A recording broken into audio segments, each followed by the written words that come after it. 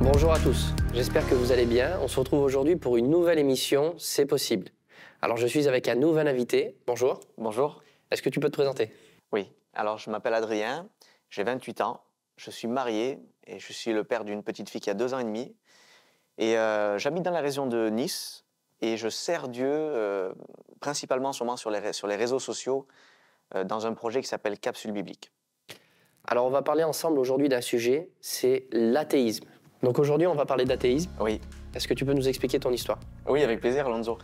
Mais en fait, si tu préfères, moi je viens d'une famille qui n'a pas du tout été bercée dans dans les choses chrétiennes, dans les croyances. Au contraire, j'étais bercé dans l'athéisme depuis tout petit, mais un athéisme plus poussé, c'est-à-dire un athéisme qui était militant. C'est-à-dire que chez nous, ce qui se faisait, c'est au contraire, on ne respectait pas forcément la croyance de l'autre, au contraire, on essayait de l'attirer dans notre athéisme à nous. On essayait de convertir les autres à notre façon de penser à nous. Et moi, si tu préfères, après ça, j'ai grandi, puis j'ai fait des études, ce qui n'est pas commun chez nous, chez les gens du voyage, mais mes parents m'ont beaucoup poussé dans ce sens-là. Et j'ai eu la chance de faire des études dans le domaine de la science. Donc j'ai passé un bac scientifique, j'ai continué encore quelques années les études, ce qui m'a donné un petit socle de connaissances qui en fait m'a encore plus poussé dans mes retranchements de l'athéisme. Donc dans ta famille, l'athéisme c'était un petit peu comme une religion. Oui, c'est ça. On y croyait dur comme fer. On y croyait autant qu'un chrétien pouvait croire en Dieu. Et qu'est-ce qui a fait qu'il y a eu un changement? Alors le changement, il s'est pas fait du jour au lendemain, ça n'a pas été facile parce que comme je te disais, quand un chrétien venait nous parler, parce que j'avais des gens de ma famille qui étaient chrétiens, hein, mais quand ils venaient nous parler, on les assaillait avec des arguments scientifiques, avec la connaissance qu'on avait, etc. Et pour moi, personnellement, quand je voyais un chrétien, pour moi je voyais quelqu'un qui était faible d'esprit, quelqu'un qui n'avait pas tout compris, quelqu'un qui avait besoin de se rattacher à une croyance pour se rassurer, mais qui n'avait surtout pas étudié les sciences, quoi que ce soit, parce que là, s'il savait ce que je savais, bien sûr, il ne serait pas croyant du tout. Et donc malgré toutes tes connaissances, il y a un jour il y a eu un changement, il y a un moment l'athéisme t'a conduit à quelque chose que tu ne voulais pas. Qu'est-ce qui a fait que ça a changé? Moi, ce que j'admirais, c'était les grands hommes de science. Et il y avait une personne que je suivais sur YouTube. Cette personne, c'est un neurophysicien, il était philosophe en même temps. Enfin, c'est quelqu'un que j'admirais beaucoup. Un jour, cette personne-là, elle fait une vidéo sur le thème de la prière. Et là, je suis tombé de 10 étages parce que je me suis dit, mais comment c'est possible qu'une personne aussi intelligente que ça, parce que moi, je me croyais déjà intelligent, mais lui, je savais qu'il était 10 fois plus intelligent que moi, eh bien, cette personne-là, elle croit en Dieu et elle a une vie qui est spirituelle. Donc, ça a commencé à faire un déclic, si tu préfères, chez moi. Et j'ai commencé à me poser des questions et je suis parti un petit peu dans des recherches. Donc la science t'a conduit à la foi. C'est exactement ça. En fait, Dieu, il s'est servi de ce qui m'éloignait de lui pour me rapprocher de lui. Et donc, après ce fameux déclic, j'ai commencé à faire mes recherches, et dans le domaine scientifique notamment, et je me suis aperçu qu'en fait, il y avait plein de grands scientifiques qui croyaient en Dieu et qui croient aujourd'hui encore en Dieu, des prix Nobel, etc. Alors moi, ça a changé toute ma vision, si tu préfères. Et donc, j'ai creusé encore dans les recherches. Et aujourd'hui, moi, je peux te dire que avec tout ce que j'ai appris, tout ce que je sais, il faut plus de foi pour être athée que pour être chrétien aujourd'hui.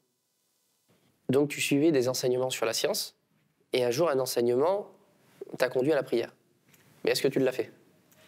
Oui, bon, ça a pris du temps parce que ça a été difficile de me déprogrammer en fait de ma vision très athée. Donc, si tu préfères, il y avait un combat entre la raison et le cœur. Le cœur sentait qu'il y avait quelque chose de bon. Le cœur sentait le cœur était attiré par Dieu, si tu préfères. Mais ma raison me disait, attends, c'est pas possible, je vais encore creuser plus loin. Et donc j'ai creusé un petit peu dans tous les domaines. Donc dans la physique, dans la science, dans la cosmologie, aussi dans l'archéologie, parce que je pensais que la Bible n'était pas fiable. Et puis, avec toutes les découvertes archéologiques qu'on a fait aujourd'hui, on s'aperçoit qu'il y a une grande fiabilité aussi. Alors tout ça, ça m'a poussé à me rapprocher d'une forme de religion. Et au début, je ne savais pas laquelle. Mais après déduction logique, parce que encore une fois, j'étais très dans le cartésien, dans la logique, j'ai remarqué que pour moi, la religion qui tenait le plus la route, c'était la religion chrétienne. Et c'est là où j'ai commencé donc à lire la Bible. Et donc quand tu as commencé à lire la Bible, que tu as commencé à chercher Dieu, est-ce que tu as vécu quelque chose? Oui. J'ai commencé à tomber amoureux de la personne de Jésus, mais sans comprendre vraiment le fond du message. J'étais admiratif de sa sagesse, de son amour envers les autres, des miracles qu'il faisait. Mais à un moment donné, ma foi, elle bloquait. Elle bloquait parce que, arrivé à la croix, je ne comprenais pas. Enfin, ma raison, encore une fois, très cartésienne, très carrée, très logique, je ne comprenais pas pourquoi un Dieu si puissant a laissé mourir son fils unique, le fils qu'il aimait. Pourquoi il l'a laissé mourir sur une croix? Il aurait pu le sauver, il aurait pu utiliser plein d'autres moyens. Et ça, c'est quelque chose qui me bloquait dans ma foi. Et donc dans ce blocage, tu as fait un demi-tour vers l'athéisme ou tu as continué? Alors, grâce à Dieu, j'ai reçu une révélation qui m'a permis de casser ce blocage. Si tu veux, j'étais déjà au courant que dans l'Ancien Testament, on faisait des sacrifices. Parce que du coup, je me suis renseigné aussi donc, sur la Bible, sur l'Ancien Testament. J'ai poussé mes recherches à fond.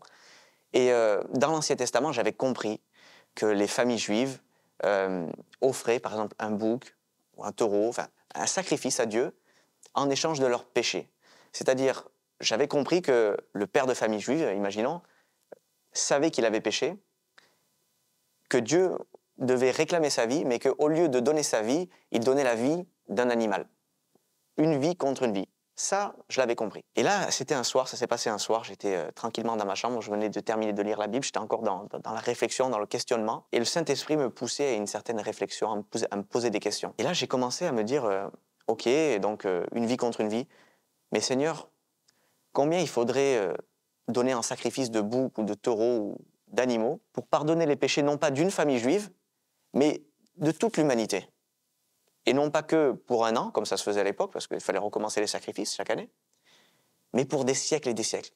Et là encore, dans mon raisonnement de calcul, etc., je réfléchissais vraiment comme ça. Je disais, mais 100 000, non, 100 000 c'est trop peu, non, hein. Peut-être 1 million, peut-être... ah non, hein, peut-être 100 millions, mais 100 millions, où on va les prendre, tous ces animaux, etc. Et jusqu'au moment, Alonso, où justement, j'ai la révélation du Saint-Esprit. Le Saint-Esprit me parle directement. Et il me dit, il n'y a aucun sang qui a assez de valeur sur la terre pour payer cette dette-là, de ce péché-là. Le seul sang qui avait assez de valeur, c'est celui de mon Fils, Jésus-Christ. Et c'est pour ça que je l'ai donné à la croix pour toi. Et là, c'était la révélation pour moi. J'ai enfin compris ce que Jésus était venu faire sur la terre, pourquoi il s'est donné lui-même à la croix. Et pour moi, ça a été l'explosion de la foi à ce moment-là, et ce qui fait que je le sers depuis ce temps-là. Donc tu es passé de l'athéisme à la foi, et puis il y a des personnes qui sont en train de nous écouter, de nous regarder, qui sont peut-être athées aujourd'hui. Est-ce que tu as un conseil pour ces personnes-là? Oui.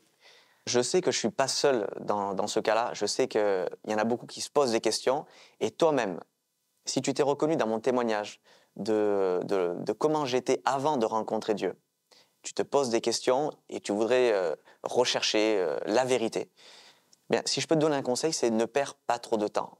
Tu peux rechercher, c'est bon. Mais sache qu'au final, tu retomberas toujours sur Jésus.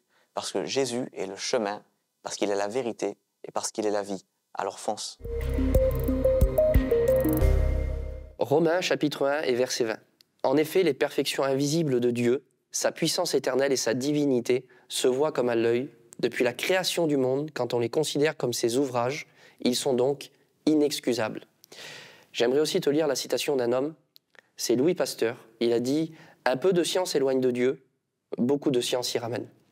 Aujourd'hui, si tu es athée et que tu cherches à prouver l'inexistence de Dieu à travers la science, je voudrais t'encourager à continuer à chercher. Parce que plus tu vas chercher dans la science, et plus tu trouveras Dieu. Un peu de science peut t'éloigner, mais beaucoup peut t'y ramener. Que Dieu vous bénisse. J'espère que cette vidéo vous a béni. On se retrouve prochainement pour une nouvelle émission.